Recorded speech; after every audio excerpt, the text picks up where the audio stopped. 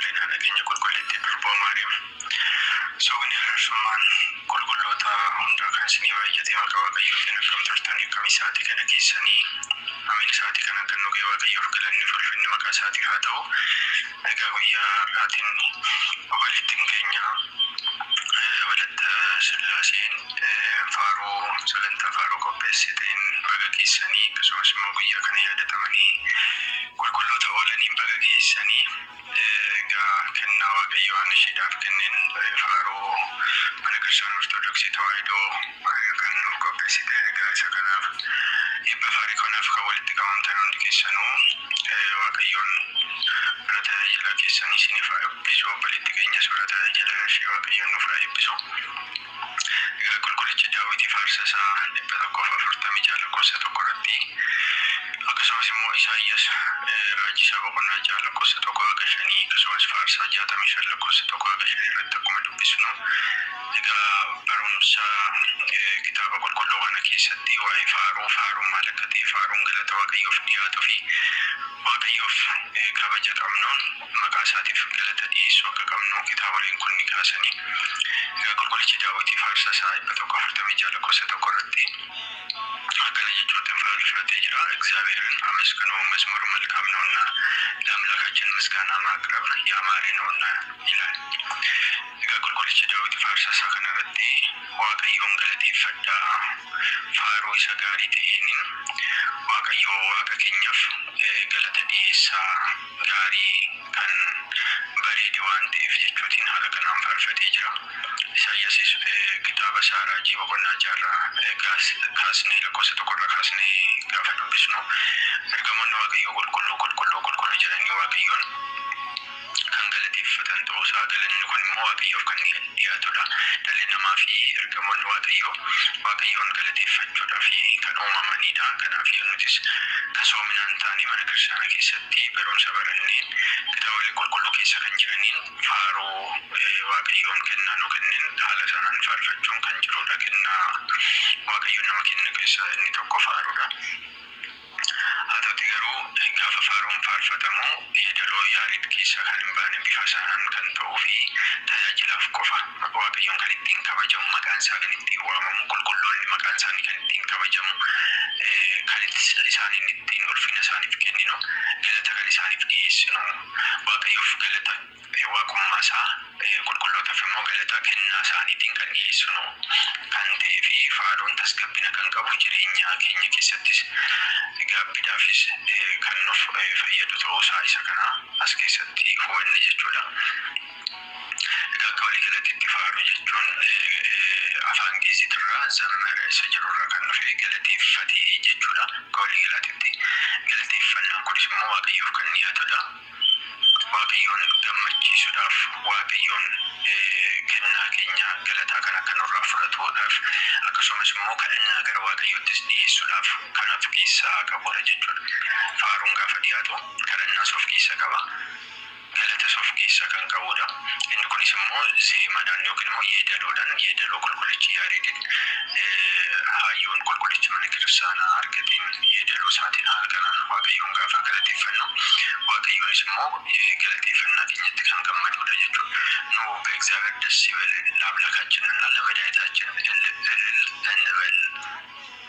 ከወጣ Waaqayyoon gammada Waaqa keenyaa fi fayyisaa keenya kan ta'eef ilillee isaaf dhiyeessaa jechuutiin qulqullichi Daawit faarsa isaa 94 lakkoofsa 1 hanga 5 irratti kan dubbate isa kanadha. Egaa akka waliigalaatti waa'ee faaruu gaafa kaasne qulqullichi Daawit yeroo baay'ee faarsa isaa keessatti bal'inaan kaasee jira. Faarsa 116 lakkoofsa 1 hanga 2, Isaayyaas 35 1 hanga 6 akkasumas faarsa 149 irratti faarsa 150 hunda isaa gaafa kaasnu faaruu keessatti kan barbaachisan waa hedduun akka jiran kaasee jira. Faaruu gaafa faarfannu kabaroodhaan, tsinaasileedhaan akkasumas immoo qulqullichi daawwitiin kan itti faarfachaa ture baganaadhaan faarfachuuti akka qabnu kitaaboliin kan kaasan isa kanarra jechuudha. Wangeela Maatiyos 26:30 Wangeela Maarqos 4:26 akkasumas immoo ergaa qulqullicha Phaawulos isa Qolaasis 3:16 gaafa dubbisnu bal'inaan waa'ee galateeffannaa Waaqayyoof dhiyaatu waa'ee faaruu bal'inaan ka'ee jira. Barka Kuhaara keessattis immoo egaa duuka bu'oonni Waaqayyoo osoo nafin Waaqayyoon akka galateeffatan kitaabni ni kaasa jechuudha. Kanaafuu galateeffannaan haala kanaanidha jechuudha. Faaruu keessatti kan ittiin galateeffannu faaruu galateeffannaa keessatti faaruun faayidaa isaa maali yoo jenne tokkoffaa Waaqayyoon kadhannaa gara Waaqayyootti ittiin dhiyeessina, ittiin eebbifamna, Waaqayyoon kan ittiin galateeffannudha. Hafuura seexanaarra nurraa fageessuudhaaf kan fayyadudha jechuudha. Kanaaf isa kana haala kanaan faaruu keessatti faayidaa faaruu sirriitti beekuutii qabna jechuudha. Kanaafuu baraka kummoofa keessattis keessattuu kitaaba Saamu'eel keessatti akkuma barreeffame qulqullichi Daawit faarsaa isaatiin baganaatiin gaafa faarfatu Saa'ol irra buree kan ture hafuurri seexanaa akka sarara ba'aa ture kitaabni ni kaasa jechuudha. Kanaafuu baraka Kuhaara keessattis immoo qulqullinaan duuka bu'oonni qulqullicha Phexros fa'a hojii duuka bu'oota boqonnaa 12 gaafa dubbisnu egaa qulqullichi Phexros mana hidhaa keessatti yeroo ture san galateeffachaa akka ture ergamaan Waaqayyoo akka gargaare Siilaasii fi Phaawulos mana hidhaa keessa yeroo turan sana galateeffachaa akka isaan turan kitaabni ni kaasa jechuudha. Kanaaf galateeffannaa rakkoo keenya keessatti illee Waaqayyoon kan ittiin gara keenya miillatudha jechuudha. Ibidda keessarree kan turan ijoolleen Anaaniyaa, Azaariyaa fi Misaa'eel jedhaman ijoolleen qulqulloonni sadan sunirree galateeffachaa akka turan kitaabni ni kaasa. Qulqulloonni kanneen birootis Waaqayyoon galateeffachaa akka turanidha. Kanaafuu Waaqayyoon galateeffachuudhaaf faaruun iddoo guddaa kan qabudha. Nutis isa kana beeknee Waaqayyoon galateeffachuutii qabna kan jedhudha akka waliigalaatti. Kanaafuu faaruun tasgabbina barbaada, faaruun kadhannaa barbaada, of kennuu barbaada, Waaqayyoof of dabarsanii kennanii achi keessa jiraachuutii kan barbaachisudha jechuudha. Kanaafuu egaa Waaqayyoon dabara tajaajila bal'atti keenya fa'aa eebbisuu nutis Waaqayyoon nu haa gargaaru. Tokkummaa keenya walitti qabama keenya walitti qabaa duuka bu'oota nuuf haa taasisu.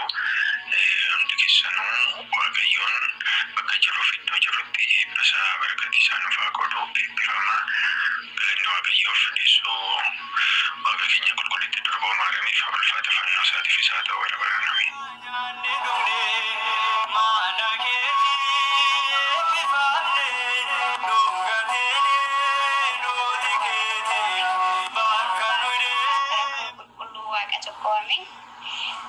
Bagetti sikee obboleettii too afuuraa eebba faaruu keetinii Warqinesh Walatta Sillaasee bagetti sikee baga gammaddee nullee gammannee jirraa obboleeyyan keetii nullee gammannee jirraa obboleeyyan keetii.